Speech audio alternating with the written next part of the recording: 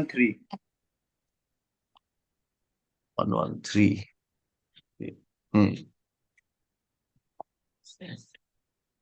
Om Namo Bhagavate Vasudevaya. Om Namo Bhagavate Vasudevaya. Om Namo Bhagavate Vasudevaya. Nigama kalpataror galitam phalam. Nigam kalpataro galitam phalam. Shukmukhad amrit drava samyutam.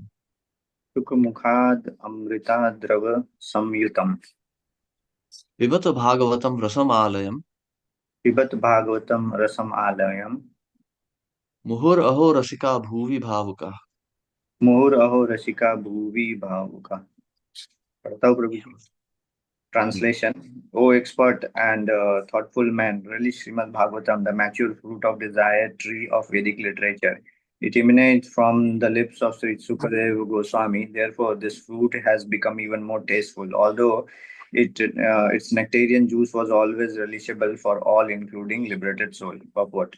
In the two previous shloka, it has been definitely proved that Srimad Bhagavatam is a sublime literature which surpasses all other Vedic scripture due to its transcendental qualities. It is transcendental to all mundane activities and mundane knowledge. In this shloka, it is stated that Srimad Bhagavatam is not only a superior literature but is the ripened fruit of all Vedic literature. In other words, it is the cream of all Vedic knowledge. Considering all this, patient and submissive hearing is definitely essential. With great respect and attention, one should receive the message and lesson imparted by Srimad Bhagavatam. The Vedas are compared to the desire tree because they contain all things knowable by man. They deal with mundane necessities as well as spiritual realization. The Vedas contain regulated principle of knowledge covering social, political, religious, economic, military, medical, chemical, physical, and metaphysical subject matter, and all that may be necessary to keep the body and soul together. Above and beyond all this are specific directions for spiritual realization. Regulated knowledge involve a gradual rising of all living entity to spiritual platform, and the highest spiritual realization is knowledge that the personality of Godhead is the reservoir of all spiritual taste or rasa. आगे बढ़ो. Okay, we stop here. Okay, Srimad Bhagavatam is the mature fruit of the tree of Vedic literatures. It emanated from the lips of Sri Shukadeva Goswami. So these are actually two parts here of this translation. Mature fruit of the tree of Vedic literature, and second one is coming from the mouth of Shukadeva Goswami. So first one is actually like a factual statement. The second one is a poetic device. Uh, so of course, like if we want to take it, like if we want to understand it very literally, mature fruit of the tree of the Vedic literatures. So, for example, there are so many books. Like Prabhupada used to give this example a lot. Like there are so many books in the market or the library, but you can't read the books and become a doctor. You may have the same books that doctors read, but you're not going to become a doctor by studying those because you need a thread to bring the knowledge together. Like for example, if you want to be say, for example, an orthopedic surgeon, or say an expert in orthopedics, say like a PhD, DSc kind of expert in orthopedics, you need to have a very thorough understanding of human anatomy as well as theory of mechanics. You need to understand mechanical engineering parts, how the systems work, how much tension is being exerted by muscles. Like for example, there are these biomechanical engineers who are working on biological systems. They need to have knowledge of biology and they need to have knowledge of engineering. That's how they create this artificial prosthetic legs, prosthetic arms. So it's a combination of knowledge. There are books available on mechanical engineering, there are books available on physics, there are books available on human anatomy, but you need to be taught by an expert so that you can actually understand what it means. So that is maturity of knowledge. One may say, "Oh, yeah, I know how levers and systems are working, how levers are working, how pistons are working, how fluid mechanics is working." But when you say, okay, so how does a human leg work? Then you can't really understand, how the muscles are exerting. Like, according to engineering, human muscle cannot really work. It should not work. If you imitate a human muscle with some silicone or something, it's not going to work. Otherwise, we would have developed prosthetics like that. It doesn't work. It's a like that's something that scientists don't really understand, of course. But we need to replicate it with some external cylinders and hydraulics and stuff like that.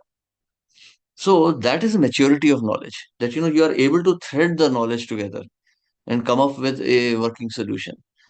So and then so because of that, so the Vedas contain all the knowledge. So like, see, Vedas are literally manuals. Vedas are manuals of everything. They are like a library. If you go to a library, you can find everything. Like many years ago, when I was doing my training in BARC, they had a huge library, thousands of square feet, and that library had books on everything, from chemistry, nuclear physics, computer science, right to Hindi literature, all kinds of books. They had like maybe 100 sections or something. It was a giant library. So, so you see that the library may be there, but who can extract the knowledge out of that library? That requires maturity. That requires a deal of understanding. So Vedas contain all the kinds of knowledge. So there is one thing here, however, that this knowledge can be actually misleading. We're going to see this later, actually, later in Srimad, this first canto itself, that this knowledge can also mislead. So like here you see, uh, Vedas are compared to desiratory because they contain all things knowable by man. So, like for example, if you give extreme, like if you take a child, like all children love cars and vehicles, but no one ever allows a child to actually drive a vehicle. Actually, to drive a vehicle, even a man needs to undergo some strict testing and then licensing, then he can actually drive. Actually, especially like you see in parts like UK and Germany, particularly, the tests are extremely tough. They consider driving to be an extremely hazardous task. Even though it may be very attractive, it is still extremely hazardous. You need to pass very strict tests because even though it is very pleasurable, very desirable, it can have dangerous outcome if you don't know how to operate it. So just like that, knowledge is also extremely dangerous. Mm. If this knowledge is applied incorrectly, it can cause great harm. Therefore, someone who's an expert, a Brahmana, actually a Vaishnava Brahmana, can extract the meaning of Vedas and apply it to a particular situation. For example, Ravan was an expert in the Vedas. All the demons, Hiranyaksha was an expert. But how did they use that knowledge? So, if one is not regulated, if one doesn't know what to do with that knowledge, one will create havoc in the society. So, therefore, Srila Shukadeva Goswami has Srila Shukadeva Goswami has extracted the essence of this knowledge and compiled it in the form of Srimad Bhagavatam. In the second verse, we saw Dharma Projito Kaitavo. It has kicked out all the things which are not necessary. So, Srimad Bhagavatam is an extraction. The second part of this verse, which is coming from the mouth of Shuka, that will be discussed later now. Yes. So, any questions or comments here?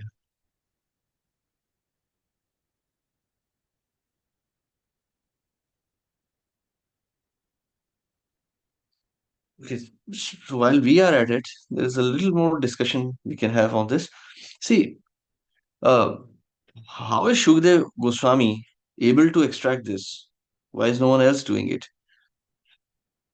So, yeah. One thing that we must understand here is that, purity of consciousness, which is also mentioned in the Vedas, that is the first part that has to be extracted. One has to purify one's consciousness and understand the real objective of life. This knowledge was available to so many, but why are the great sages not using it? There are so many yogis, so many people who know all of this, all the Vedic knowledge, but why are they not able to extract? Because there must be a degree of surrender, there must be purity, and there must be a great desire. Like Krishna says, Sarva dharmana parityajya mam ekam sharanam braja. So that surrender must be there. If that surrender is not there, one will not be able to understand what this process is all about. One will become attracted to all the lower principles mentioned in the Vedas. So Srila Prabhupada used to give a very interesting perspective here. He said, to go back to Krishna, you need to be cent percent pure. If you have even a trace of a desire, you are not going back. Srila Bhaktivedanta Thakur has explained this very deeply in his Jaiva Dharma, that there is always a great danger for an aspiring sadhaka that he may actually be attracted by the effluence of Vaikuntha and not reach the destination of Golok. Actually, Golok Vrindavan, like we talk about Kalpataru and all these things, Surabhi cows and Kalpataru trees, but Golok Vrindavan looks identical to the Vrindavan on earth. Identical. Of course, minus the motor cars and all, but it looks identical. A simple village. So sadhaka who even has a trace of desire, puja la pratishtha or kanaka kamini pratishtha, he will not be attracted by Vrindavan. The Vrindavan Vasis are not beautiful because they look very beautiful. They are beautiful because their consciousness is extremely pure, is extremely loving. So, so that may not be very attractive to a devotee if his heart is not completely surrendered to Krishna. So these are like subtleties, nuances of Vedic literatures. Everything is coming from the Vedas, but these very subtleties of Vedas one may miss if one's heart is not pure, and even that purification process is coming from the Vedas. So in order to be not attracted by the glaring effulgence of the material energy, like in the Srimad Bhagavatam, it is mentioned that, my dear Lord, one who is not purified, a yogi whose heart is not purely attracted to you is sure to be attracted by the effulgence of your glaring material energy. So one has to understand that if one is not able to, if one is not able to purify one's consciousness completely, one will not go back to Godhead. So Srimad Bhagavatam is like a condensate. It is not something new. It's not something pulled out of a thin air. It is something very pure, sublime, which has been condensed from the Vedas, but only an expert like Srila Shukdev Goswami can do that. Yes. So maybe we can continue. Here it is written, considering all this, patient and submissive hearing is definitely essential. That's why it is not written means like Prabhupada has written. So reading is not mentioned, only hearing is mentioned. Reading is hearing. Reading is Shravana. So, I mean, in the previous ages, there were no books really. I consider So the yes. process is not Pathanam, but it is Shravanam. So Shravana means, so what we are reading in Prabhupada's books is Shravanam. We are hearing Prabhupada here. Okay. So actually, it is said that in previous ages, people were Shrutidhars.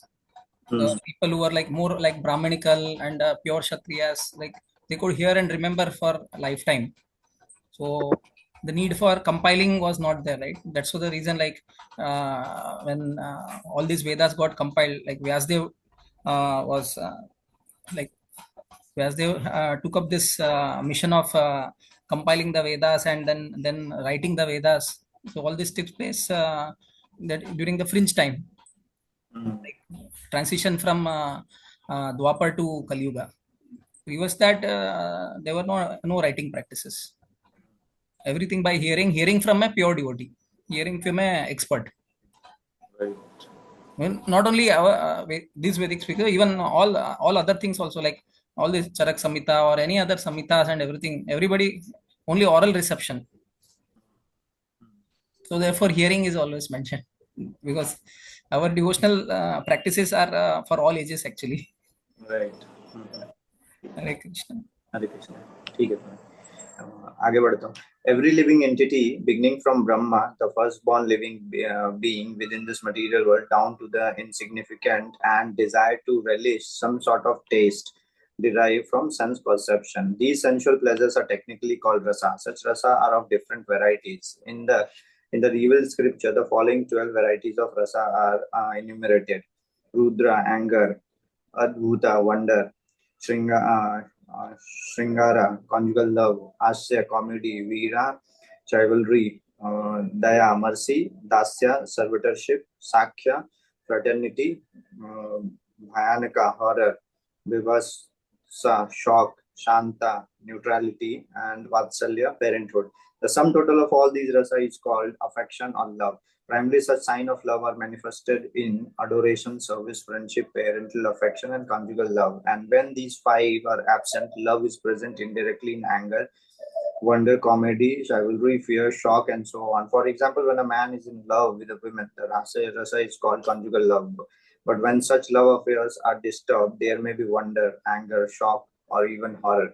Sometimes love affairs between two persons culminate in ghastly murder scenes. Such rasa are displayed between man and between animal and animal. There is no possibility of an exchange of rasa between a man and an animal or between a man and any other species of living being within this material world. The rasa are exchanged between members of the same species. But as far as the spirit soul is concerned, they are one qualitatively with the Supreme Lord. Therefore, the rasa were originally exchanged between the spiritual living being and the spiritual whole, the Supreme Personality of Godhead. The spiritual exchange of the rasa is fully exhibited in a spiritual existence between living being and the Supreme Lord. The Supreme Personality of Godhead is therefore described in Shruti Mantra Vedic hymns as the fountainhead of all rasa. When one associates with the Supreme Lord and exchange one constitutional rasa with the Lord, then the living being is actually happy. पढ़ो आगे प्रभु जी। मैं हरे कृष्णा प्रभु, थोड़े doubts है। हाँ पूछिए ना। तो अभी in the first paragraph, मतलब every living entity, when Rahul Prasad Prabhu read that, so 12 rasas are mentioned, and then Prabhupada summarizes how to understand these rasas. So there are 5 prominent rasas, and then Prabhupada mentioned this very important paradigm, that is, this exchange of rasas only takes place between people of the same species, members of the same species. How to understand that? Like, people are loving animals, people love nature, people love plants, and sometimes they are dedicating their entire lives for that. So how to understand that? Or these rasas which you are speaking is only with respect to a living entity and God, or how to understand, like, what rasas are rasas, Nice. and I'm just understanding that, trying to understand the dynamics. It's a nice question, actually, Prabhu. I've always thought of it. In fact, that was the first question I thought when I read this topic. That was like 25 years ago, 26 years ago. See, it's like this, Prabhu. These rasas are experienced on a spiritual platform. ठीक है, जैसे जैसे आप करते हैं ना, जैसे कोई पायलट प्लेन उड़ा रहा है तो वो actually he is flying, but एक फ्लाइट सिमुलेटर भी आता है, लोग उस पर भी खेलते हैं, तो दैट इज लाइक सिमिलर रसा, बट इट्स अ रिफ्लेक्शन, असली नहीं है ना। फ्लाइट सिमुलेटर कोई असली गेम नहीं है, या फिर जैसे वो लोग सिम्स खेलते हैं या कुछ गेम खेल रहे हैं, that's not real, but it is giving you a sense, it is giving you a sense, but it is not the reality. जैसे बच्चे खेलते हैं सड़क पे, गली में क्रिकेट खेल रहे हैं, वो वर्ल्ड कप नहीं चल रहा है, but they are thinking like that कि यार मैं तो एकदम, मतलब I am Virat Kohli, I am this and that. वो सोच रहे हैं, बट वो है नहीं रियलिटी में, but they are getting a sense of that pleasure. Virat Kohli को भी आनंद आ रहा है छक्का मारने में, और ये बच्चे को भी आनंद आ रहा है सड़क में छक्का मारने में। आनंद सिमिलर है, बट वो एक्चुअल नहीं है। इस बच्चे को कोई लाके 1 करोड़ रुपए नहीं देने वाला छक्का मारने का। वैसे ही these rasas are actually explained on a experienced on a spiritual platform, but not on the material platform. Like if you see, for example, the rasas on a spiritual platform are fixed. ऐसा नहीं है कि जीव आज सुरभि गाय है तो कल के दिन वो गोपी बन जाएगा और परसों वो यशोदा बन जाएगा। ऐसा नहीं होने वाला है। On spiritual platform, everything is eternal and fixed. It is ever increasing, ever changing. So, like it's ever renewing, ever refreshing. Yeah. So, on a material platform, we see reflections of it. Like, let me give you one horrific example. Like in this material world, sometimes a husband and wife may become brother and sister in the next birth.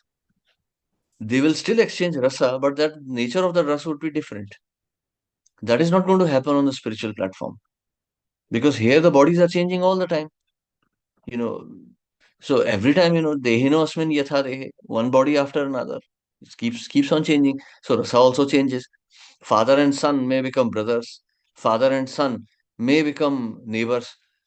They will still, like, because of the old karmic connection, they may feel some attachment, but that won't be the same in nature.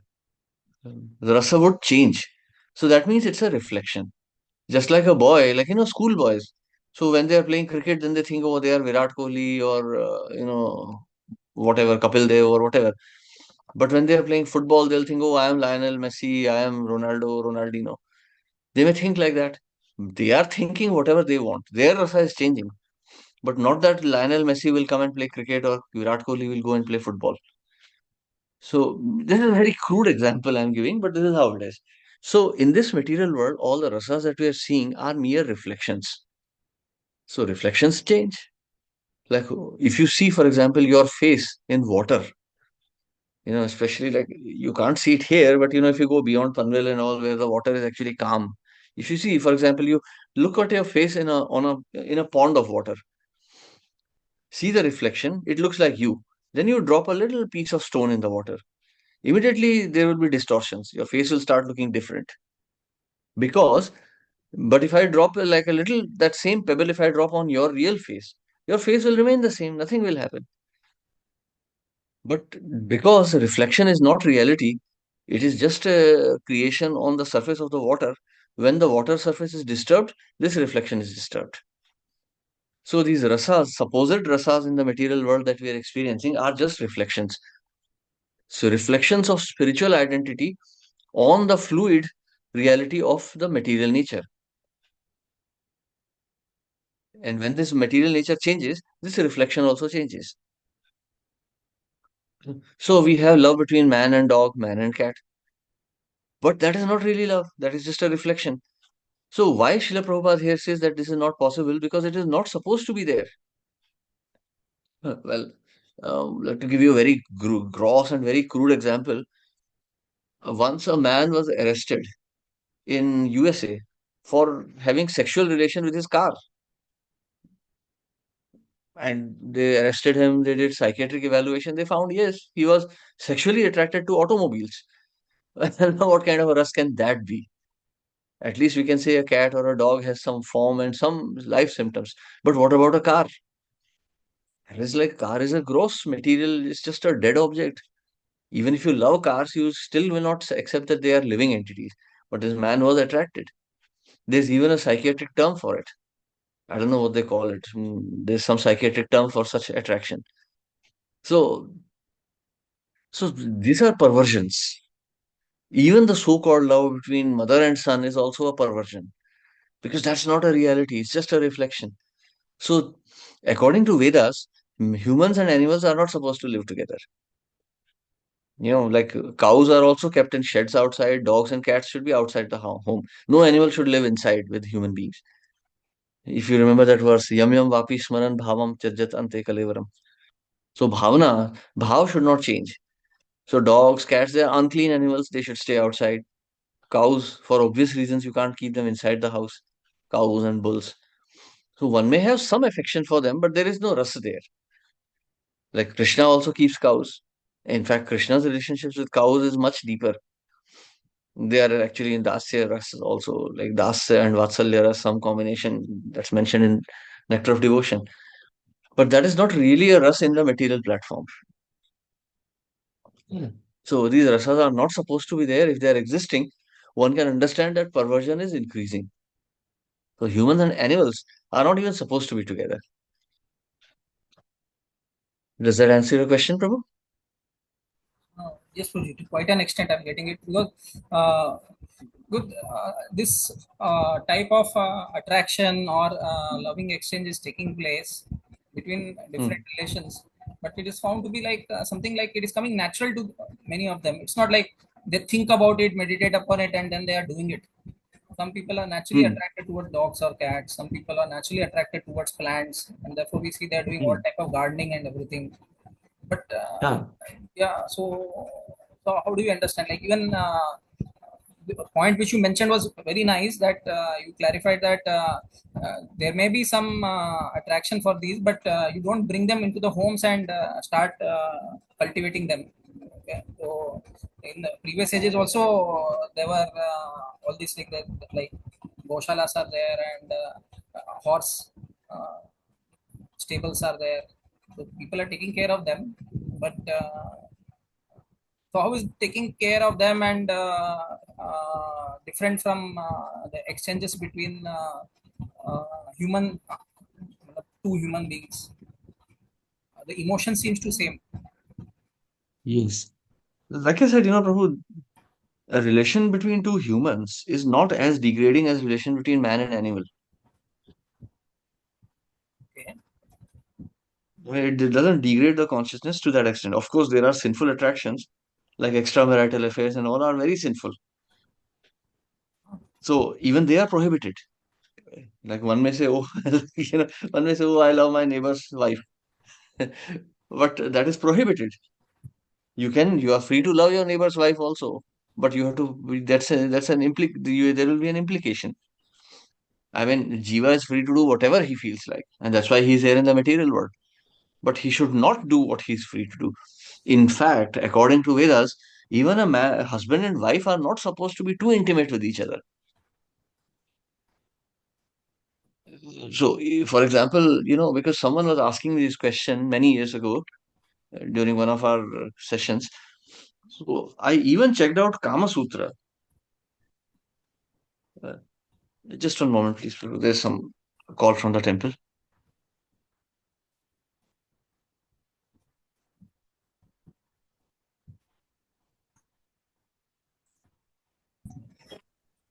So uh, during the lockdown, one family got shifted in our building, and they stay just below my flat. And suddenly one day, this girl comes to my place, and somehow she got a clue that we have deities at home. And she said, I feel that you have got deities at your home, so can I take darshan? We didn't Hmm. advertise or we didn't say. She must have observed some people coming and some satsang happening or something, and then she came. At that time, she was like in seventh or eighth standard. Okay, and then she came, and then she was very happy to take darshan of Jagannath ji, and then she said like, I'm very much attracted to Lord Krishna, and then she showed some pictures like she has Gopal ji, she does lot of seva, and so she chants sometimes Hare Krishna mantra, and she secretly goes to the temple in the name of cycling and all the stuff. The parents later came to know about these things, and they were observing, and they asked that like, how is your first contact? Said, I don't know, but from early childhood, I am very much attracted towards Lord Krishna, and then she celebrates Janmashtami, Radhashtami at her home only. She then started following. Maybe she's following to YouTube to uh, teenager role models. Okay, there are people who teach to the teens. So she has some teenager role models and everything. But then I observed, to make it short, when she came 1 2 years later, she started bringing a pup. She brought a pup at her home. All her parents were very against it. No, they were always also against her practicing Krishna conscious also. At the same time, when they and she got a pup, they were also the puppy they were against. But then somehow they succumbed to her. And off late, I'm seeing that she spent more times now. There was a stray dog who in our building gave birth to some 4 5 puppies. So then she and her sister started taking care of that, and then I'm slowly observing that her interest towards Krishna consciousness has quite a lot decreased, and maybe she's there at the same point maybe 3 4 years back, and she doesn't discuss that much. She still sometimes comes to my place to have darshan, but the discussion as a child grows to teenage and from teenage to more mature age, because now she's now in gone for 12th standard. Okay, so now she's in 12th, and so it's like 5 years from lockdown now. So the transition I observed that her love for Krishna consciousness has not increased, rather it is at the same point or it has reduced, but her affection for the dogs and the animals have increased more. So now, as soon as I was reading this, what Rupa said, like a very insightful statement, very powerful one. nobody would have thought about it. So it is like hitting me. I'm seeing this girl as a case study over the last 5 years. How to understand these things? It's very easy. Just a degradation of consciousness. See, in the material world, like Srila Prabhupada actually is going to explain, second or third canto, I don't know where exactly I have read it in purport. See, understand this way very simply that by nature within the material world, one will tend towards lower consciousness. Material world is completely tamoguna. Material world is complete ignorance. If you see, for example, children like small children, they are a pure example of children are pure example of what a living entity is without knowledge. You know, Janmana Jayate Shudra. That's exactly what a living entity is like. So their living entity by nature is degraded. So if he doesn't do anything about it, so to elevate the consciousness within this material world, we have to continuously increase our consciousness. You know, to continuously struggle. See, we are doing sadhana. If we give up sadhana, we deteriorate. We very easily we deteriorate. So sadhana is continuous swimming against the current, swimming against the tide. We're slowly trying to pull ourselves out of this ignorance. Hare Krishna, Prabhuji. Dandavat So, pranam. so this we have to continuously improve our consciousness. If if we don't purify ourselves, we'll tend towards tamoguna. So if Krishna consciousness is not continuously polished, it will only deteriorate. So this child by nature is gravitating towards dogs because that's her consciousness. Now you may find the child very sober, very cultured or something, but the consciousness is that of a dog. You will find very peaceful dogs also. You know, like in our colony, there used to be a couple of dogs who were very peaceful. You would just give them some food and they would very respectfully take it. But they were dogs only. Consciousness was a dogs only. So one may think, okay, this is nice, but our thinking has no value. Unless one is purified by sanskaras and education, one will remain on the level of animal only. Janmana jayate shudra. So, so that is one thing. And regarding this rasas topic, one thing I would say is that, you know, these rasas are only spiritual. They are only reflections in this material world.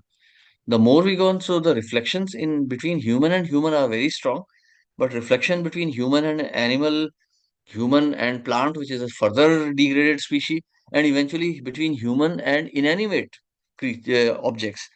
Those are not really rasas. They're just like very faint traces of the love that living entity experiences for Krishna.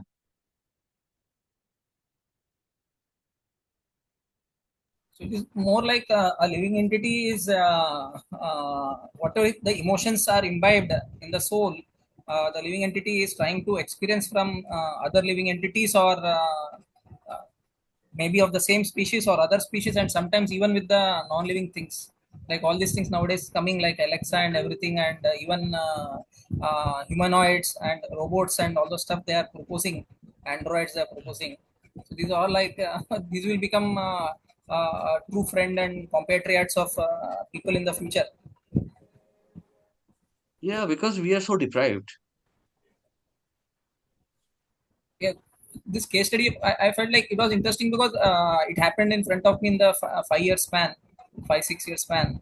But actually, this is also the main cause. As you said, if you don't elevate our consciousness and direct our love towards Krishna and devotees, then definitely we'll go towards the lower species and lower modes. And Hmm.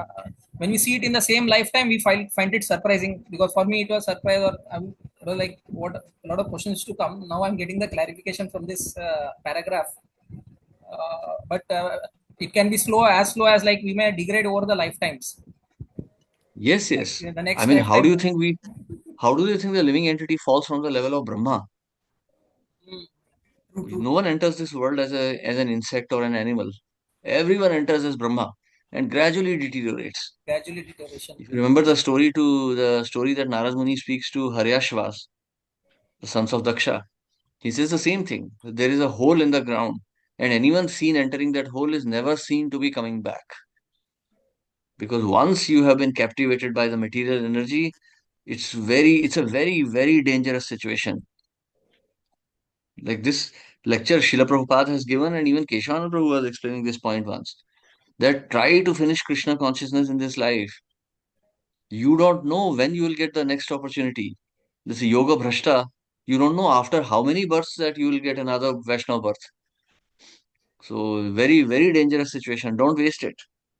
Don't fall for the trap of the Sahajiyas or Mayavadis and all who give nonsensical philosophical thoughts. No, follow strictly what Srila Prabhupada is giving and get out of this world now. It's a very dangerous world. Because once even a devotee is lost here, he'll be lost. See, Krishna will fulfill the deepest material desire. Like even a trace of desire in your heart, Krishna will fulfill it. So that's why Bhagavatam says, Kamasya neindriya pritir labho jivete yavata. Kamasya neindriya pritir. Don't engage your life's desires in sense gratification. It's not saying don't engage in sense gratification. Try to understand the subtlety of instructions of Bhagavatam. Don't even desire sense gratification. Forget about actually indulging in it. Because as soon as you desire sense gratification, dhyayato vishayanupumsha sangasteshu pajayate. Sangat sanjay. Immediately, your desires will develop. I mean, your desire will immediately lead to further actions also. So even a desire for sense gratification will lead to sense gratification because Krishna will fulfill it. Krishna will fulfill it. So it's a very dangerous situation. See, so many brahmacharis and sannyasis have been caught watching pornography. How? There was a time when ashrams forbade even mobile phones. There used to be like a couple of mobile phones for the whole ashram. You wanted to call your mother? Okay, call from the mobile phone in front of all the other brahmacharis. You want to take a call? You place a call. I remember calling so many brahmacharis on the temple land main line. So I used to call Shyamvallabh Prabhu. I would say, okay, 7 o'clock, I'll call Shyamvallabh Prabhu. Please inform him. Then 7 o'clock, he would call me back or I would call him. That's how we used to do. I That's how remember brahmacharis were. like how we used to organize for the student program. Like we had to call in the morning, confirm to Gopal Prabhu, and then sometimes Yes. we don't know whether he has started or not, and we were like we had to just wait at Vashi station, and then he appears, and we know yeah he's coming. So it's like it was a Yeah, I difficult used to thing. do that. I remember we would We be were waiting with the students. I would be, yeah, and you used to express your anxiety. Oh, Prabhu is going to come or not? We don't know. Like we have communicated that there is a program today, but we don't know whether it's coming or not. yeah, Because 10 but 15 that minutes was you are good. late. Yeah, that was So good. yeah, that was good, and I could understand the messages were very straight, and examples were good, and cultivation was going proper. There was good relation among the students, and the students with you and students with Prabhuji also. So there was a like more bonding. Now we feel that Yeah. we are so much connected through internet and everything, but our connections are so weak. Like even we want to get together on Sunday to read Srimad Bhagvatam. Sometimes I feel anxious moments.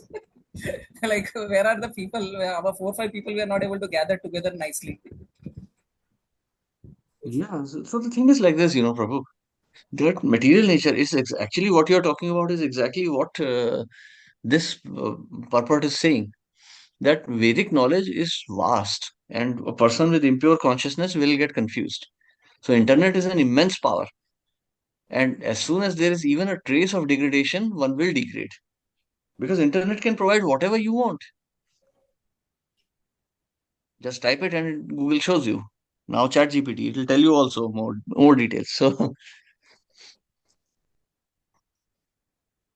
yeah, so maybe we continue.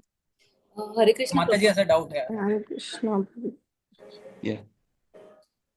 Archana Mataji. Yeah, Uh, please. no. So, Prabhuji, please correct me if I'm wrong. Here, what Prabhupada is saying that rasas are exchanged between members of the same species. I mean, when we talk about species, basically the species are depending upon the consciousness, level of consciousness. There are different species because there are different levels of consciousness. So I Hmm. think there is a very deep connection between the level of consciousness and the rasas. And that is Hmm. why he's saying that only members of the same species can exchange the rasas. And that is why, like, even at the stage of sadhaka, we are generally not able to exchange any rasa with the Supreme Lord because the level of consciousness is so different. It's only when we raise ourselves to the level of consciousness of the Supreme Lord, I mean, in that sense, become one with the Lord. That is the time that we are able to exchange the rasa with the Lord also. So then these things, the what we are feeling for animals and all, they don't come only in the category of rasas. Yeah, they are like rasas, but reflections, just reflections. But that's right. Like that's a very nice point that we have to raise our consciousness to the level of Krishna to exchange us with Krishna. Like right now we are like animals. As compared to Krishna, we are animals. Mm. So so Krishna is like maybe exchanging Shantaras with us. He's just providing us what we need, and that's it. Mm.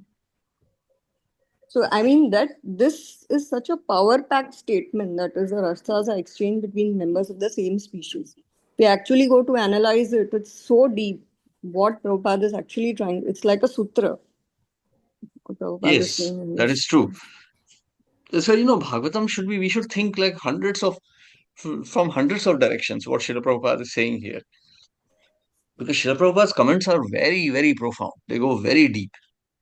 So if you keep thinking, there's a lot of food for thought. There's a lot of stuff to think about. Like these are like there are two statements in the same paragraph which are like the two faces of the same coin. Like there is actually no rasa exchange between members of the same species, and then Prabhupada says the original exchange of rasa is actually between spiritual living being and the spiritual whole. That is the Yes. true rasa exchange. Okay, and since we are not trained, or we are in ignorance of how to do this exchange of rasa, so the case of misdirected love, we say, like the case of misdirected love, so we are trying to experience those rasas through people in the same species. And if you are more into ignorance than of the different species, and more ignorance than with the help of all non-living entities also, like affection to mobile phone, affection to cars, vehicles, affection to any other thing which is non-living. So that is the even lowest type of consciousness, we would say. Like the purest consciousness, living entity will be exchanging with directly with Krishna. But since we don't know the method, so we require a guru, we require the scriptures who will guide us to establish. So that, like, then we start from the beginning, like Krishna says, man mana bhava madabhakta madhyaji mam namaskuru. So Krishna is only giving us those hints, like how can you exchange the rasas. So you start doing that.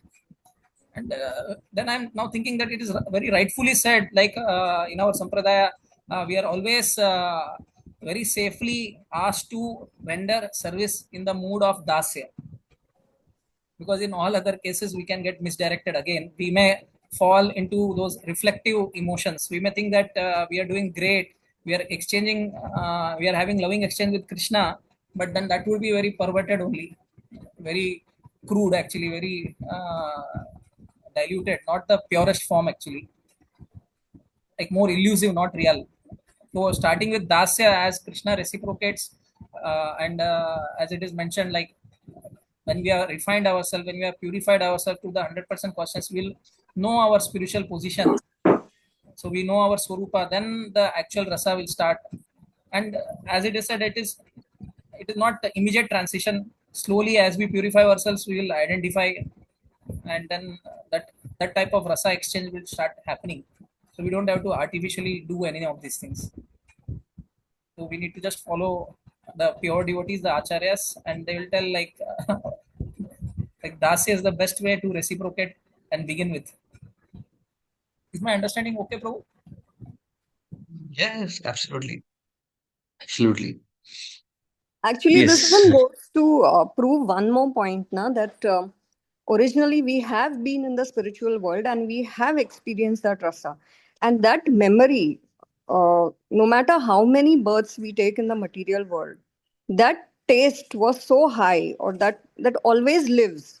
And that's why all the time we are looking for that rasa which we have experienced originally.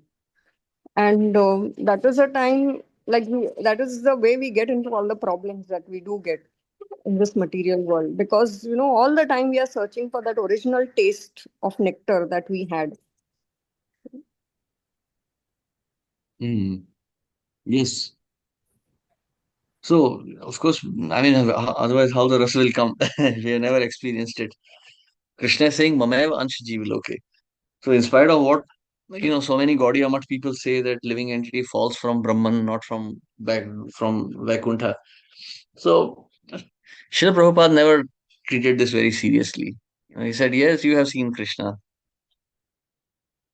Otherwise, how will you experience any emotions at all? Actually, what we are discussing, Prabhupada is actually hinting in the next two paragraphs. I've just started reading the next paragraph, then it's the same thing that in the same line that we are discussing. Like I said, Prabhu, Bhagavad Gita, Bhagavatam are common sense. That common sense may be very profound, but if you think very deeply, all of these purports are common sense.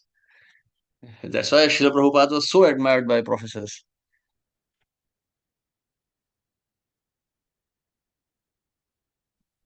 Maybe we continue, maybe one more paragraph. Yeah, we can continue two small paragraphs. Shall I read, bro? Okay, let's stay. Yeah, please. So, yeah, this one. The Supreme Personality of Godhead is therefore described in the Shruti mantras, Vedic hymns as the fountainhead of all rasas. When one associates with the Supreme Lord and exchanges one's constitutional rasa with the Lord, then the living being is actually happy.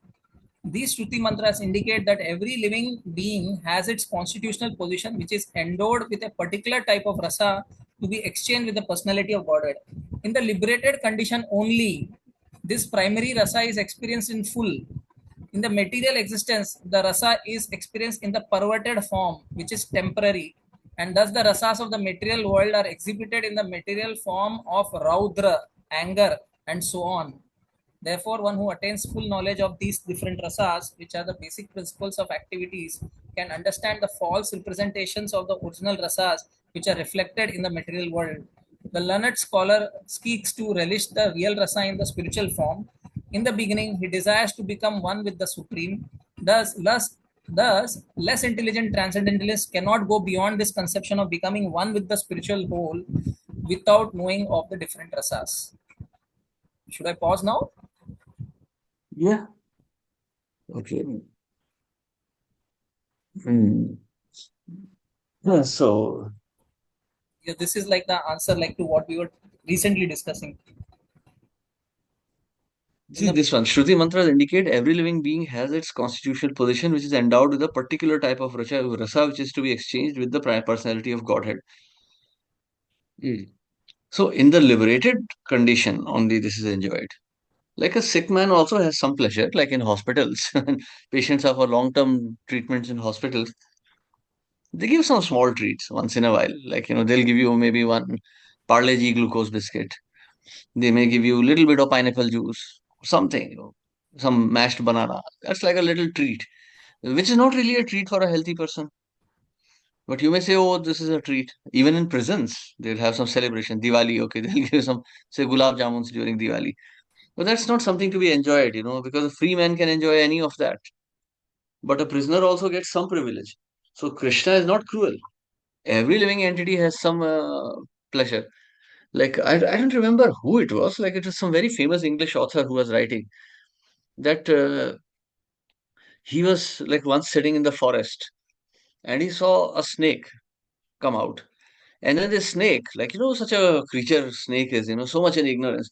But the snake was just like playing with the grass. He was doing something, and then he realized that, oh, snake is actually just playing. So then he saw that, see, there is a sense of pleasure even in such species. So in every species, there is some sense of pleasure. There is some kind of, one may think, okay, such a degraded creature, it's only concerned with eating and living. But there is some sense of pleasure. So everyone gets some privilege. Krishna is not cruel. Even if one is completely in ignorance, Krishna gives some kind of, freedom, little bit of freedom at least. So, like once when I was in Father Agnell's, when I was teaching there, I was looking outside the lab window. I saw these millipedes crawling out of the hole in the ground. And they're like, quite scary looking creatures. But these millipedes were coming, they were drinking some water and they were enjoying in the sunshine. So there is a sense of pleasure even there, even in such a species. Like no one wants to hold a millipede in his hand. And you won't feel any affection for a millipede, certainly. But there I felt some sense of affection even for the millipedes. Watching their reaction was looking very cute actually. They were coming out just to, drink some water from some little crack in the soil and then enjoy the sunshine. So there is some sense of, consciousness, some sense of pleasure, even in the lowest species of life. But if one really wants to enjoy these rasas, one should better become liberated completely. If one tries to enjoy these rasas, especially with Krishna without liberation, then one is on the platform of Sahajarism, taking it very cheaply. So here, when Yeah. the Prabhupada says liberated condition, so what we have to understand? What state? Freedom from bodily consciousness. Okay. When I am completely convinced that I am I'm not not the this body, body. but I am a spirit soul. So not only convinced with the concept, but we act according to that concept. Yes. Like like these states or these conditions is we are not able to connect now, bro. That's why we need to again and again recap things. Like it seems to be very ordinary. In the liberated conditions, we'll understand the primary rasa. Otherwise, it is always the perverted form which we experience. Yeah, so one should not artificially think that they become a gopi or a gopa or anything. We don't know who we are. We have no idea. Like remember that king from Srimad Bhagvatam? I don't know what was his name, Yati or which king was it that he was cursed to become a woman. So I mean, he was enjoying as a king, like what is king? Kshatriya, the ultimate symbol of masculinity. But when he became a female, he was enjoying that also. Like if you see 7 or 8 year old boys, especially now, I don't know, but at least in our times, if you asked a small boy to dress up like a girl, that would be the greatest insult. No boy would want to look like a girl or be like a girl. But girls are happy being girls, boys are happy being boys. But when they change their positions, they're happy being that also. So it's just a change of mind, there's nothing else there. So material world is for top to bottom is only perversions. Yeah. So you want to continue or stop? Yeah, depends on. Here, Hare Krishna. Yeah, actually, Prabhupada is calling the last paragraph that we read, na, for one who attains full knowledge of these different rasas, which are basic principles of activities. Like Prabhupada is calling rasas basic principles of activities. And this is again Hmm. such a profound thing. Like these are the basics and which are present in their original pure form in the spiritual world, and how upon these basics the rest of the things are built. Again, a very nice thing what he's writing. If you connect it with actually further cantos of Bhagavatam or even Bhagavad Gita, you can see in Bhagavad Gita, Krishna, Srila Prabhupada has explained about the 5 realizations of the Supreme. So there is Annamaya, Pranamaya, Gyanmaya, Vijnanmaya, and Mhm. Anandamaya. So Srila Prabhupada explains that the Lord has expanded himself into 5 koshas for his own enjoyment. But actually, Srila Prabhupada stops there. He doesn't explain any further. But in the second canto, it is explained further that the further expansions of the Lord into the other 4 koshas are jivas, the living entities. Because Vishnu Purana says that in the beginning was the one and he expanded himself into infinite for his own pleasure. So the Lord expands himself into these other koshas as jivas, but they do not become one with the Lord. But the personality of Godhead or the Supreme Lord himself exists only in the Anandamaya kosh, not in Vijnanmaya, Gyanmaya, Pranamaya, or Annamaya. He doesn't exist there. He exists as personality of Godhead only in Anandamaya kosh. So what is Ananda? Anand is a sum total of rasas. So the Supreme Lord is a sum total of rasas. Hmm. So Srimad Bhagavatam is called Rasam Alayam. And it is also Shabda Brahma. So it is because it's a drop of Supreme Lord. It is a drop of the Supreme, therefore it is Rasam Alayam. Hmm. So Lord is only like Lord is Anand Vigraha. His body is only Ananda. There is no trace of anxiety or anything in the Lord. He is Ananda, full Ananda. If the Lord is anxious, that is also his pleasure. Like for example, when this what was his name, Jarasandh had killed an artificial Vasudev. Krishna started crying on the battlefield. And he had to be reminded that, my dear Lord, you are the supreme. How can this demon capture Vasudeva so long as you are here? So this is just an illusion. So that illusion also Krishna created for himself for his own pleasure. Hmm. So certainly, Lord is the origin of all rasas. Sum total of all rasas is the supreme. He is the fountainhead of rasas. So when we are saying that Lord also expands into the other four koshas, then we can understand that that is the energy of the Lord there. And the Yeah, Lord. marginal energy. Hmm.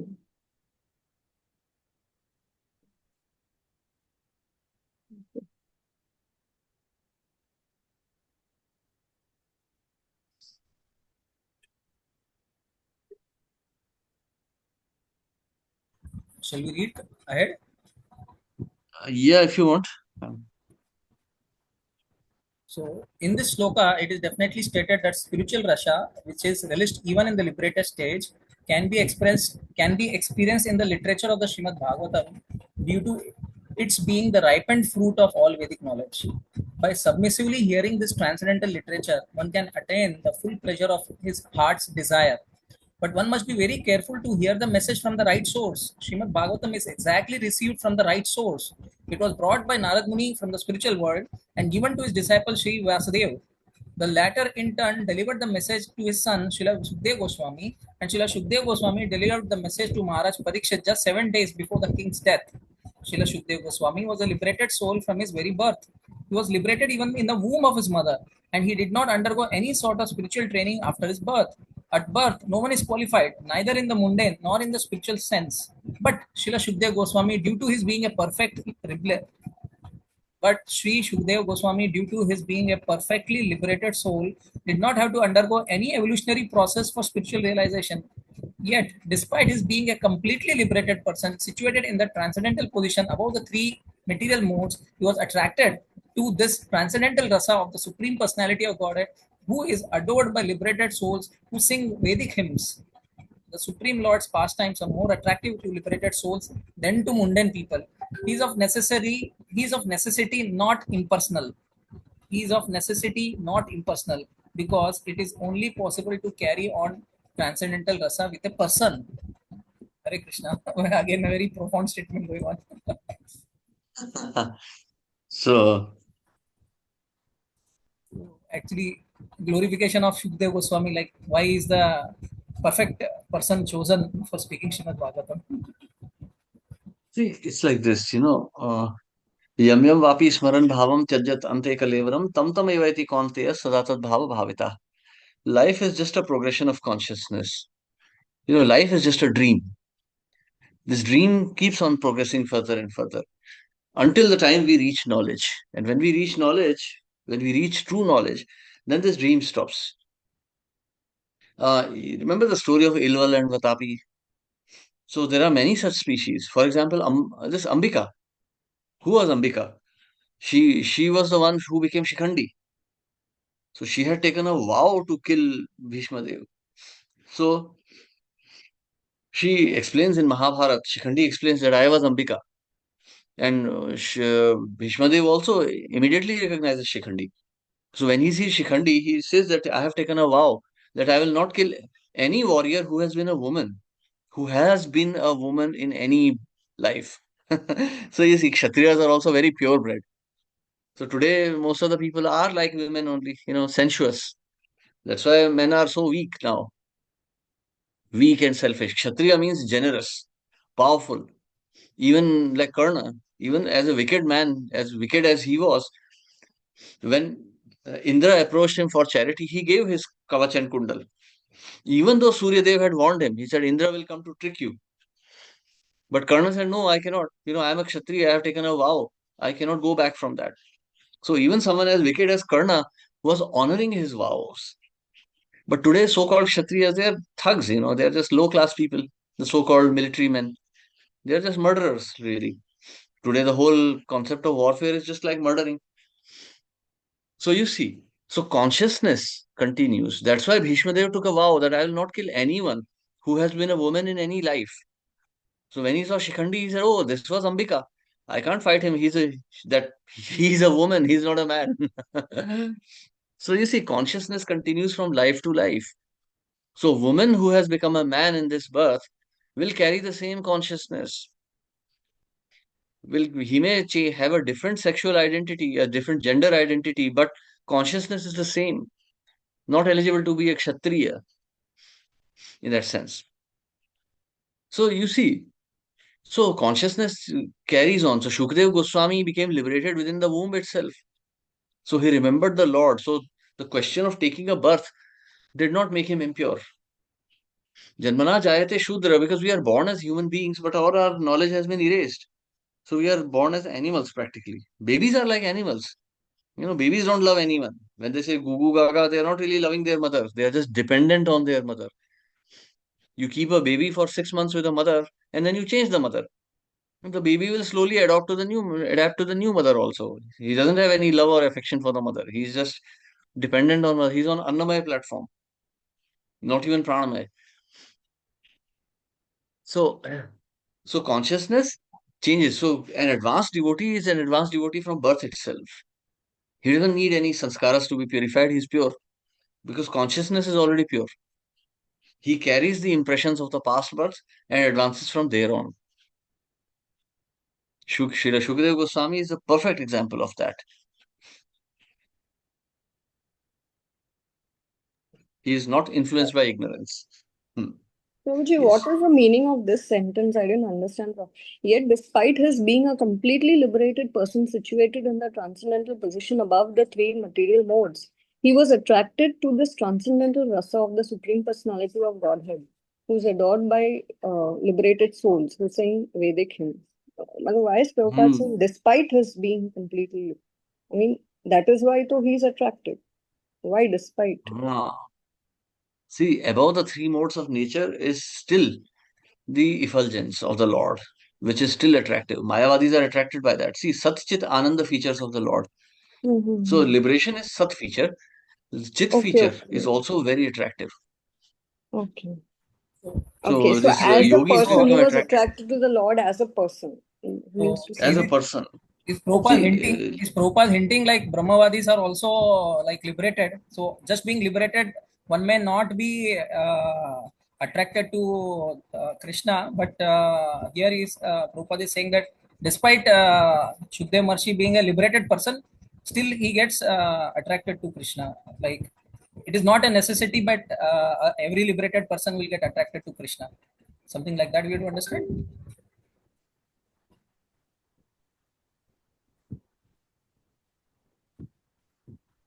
Hare Krishna, Prabhu. Hare Krishna. Yes. I lost what you spoke. You tell me, you want to continue or want to stop now? No. I had asked this question. I didn't hear you for some time. So, like Mataji asked, despite his being a completely liberated person, so here a completely liberated person can be just a on a Brahmavadi platform. Like he understands, he may not be reciprocating in personoid form, like with Bhagavan, understanding absolute truth in the Bhagavan platform or something like that. So a person who is completely liberated, it is not necessary that he'll start reciprocating with Krishna. Is it like that? We have to understand. But Shukdev Maharshi is different. He's completely liberated and he also gets attracted to uh, Supreme Personality of Godhead. Like, how do you understand this despite being a completely liberated person? Yeah, see, it's very simple. Like Ahankar is still existing beyond the modes of nature. Ahankar is still existing. So that has to also be given up. Brahmavadis, Mayavadis, they are stuck there. They're not moving beyond that. They're practically free from the influence of three modes, but not still completely free from their own false ego, the desire to be separate from Lord. Gopis have sacrificed that. Ramya Kachit Upasana Vrajavadhu Vargenaya Kalpita. Gopis have voluntarily lived like ignorant women. So Okay. here, So I we think stop here. probably this thing that Guru Krishna Prasade Paye Bhakti Lata Beach. That thing becomes important here. Guru Krishna Prasade. Yeah, Yeah. it must come by mercy. Then Otherwise, only, it's on the platform of false ego. yeah. Otherwise, if it's without that, then you might get liberated. But you cannot exchange rasa with the Supreme Person. You cannot realize the Supreme Person. No. So, See, Prabhu, I want to find this connectivity. Therefore, like here it is, what Prabhupada is saying, Srimad Bhagavatam was initially brought by Narad Muni from the spiritual world and giving it to his disciple Srila Vyasdev. So then, when does this happen? so see, Narad Muni manifests from Lord Brahma. He's the son of Brahmaji. And he's giving this knowledge. He just inspires Vyasdev to write Srimad Bhagavatam, right? Yes. Vyasdev is Shaktiavesh avatar. He's a Shaktiavesh. So naturally, he's an ansh of the Supreme Lord himself. Okay. So So, just when Narad Muni gives the direction, that itself is the transfer of knowledge of Srimad Bhagavatam from spiritual world to Vyasdev, because nothing more detail is mentioned between the dialogues of Narad Muni and Vyasdev. yeah. So he just, like, he extracts this love of Godhead from Vyasdev. He inspires him. Okay. So one thing one should also understand that Vyasdev was apparently acting on the platform of karma and gyan when he wrote the Vedas. But Okay. Narad Muni inspired him to write on the pure love of Godhead, Srimad Bhagavatam. Okay. So when does this happen with his son Sukdev Goswami then? When he narrates Bhagavatam to his wife when she is pregnant. Okay. Okay. Okay. So Here, there's a bit Shukdev of a Goswami, we warning. have to understand, is already a liberated soul who Huh. who the liberated soul comes into the womb of wife of Vyasdev, and when Vyasdev speaks Srimad Bhagavatam to his wife, then immediately his rasa for the Lord gets evoked, and therefore we can understand that once he takes birth, he is not directly attracted towards Krishna. He doesn't require any other purificatory process, any samskara process which is performed after birth, because in the womb itself he was purified. Yeah, with pure love of God, not even some ordinary purification. Okay, okay, okay. I'm right. But Prabhuji, why should a liberated soul enter a womb in the first place? Because that's how living entities enter the material world. So he just No, takes like Janma Karma Chame Divyam. So this is transcendental. This is not really, this was ordained. This was ordained to be this way. So it's not that Shukdev Goswami was compelled to take births like that. yeah, in the way like how the acharyas also come, that sort of a thing. Yeah. Yeah. Like one may think, oh, why did Srila Prabhupada take birth? True, true, true. These are the things. These are like by plan of Krishna himself. Yeah.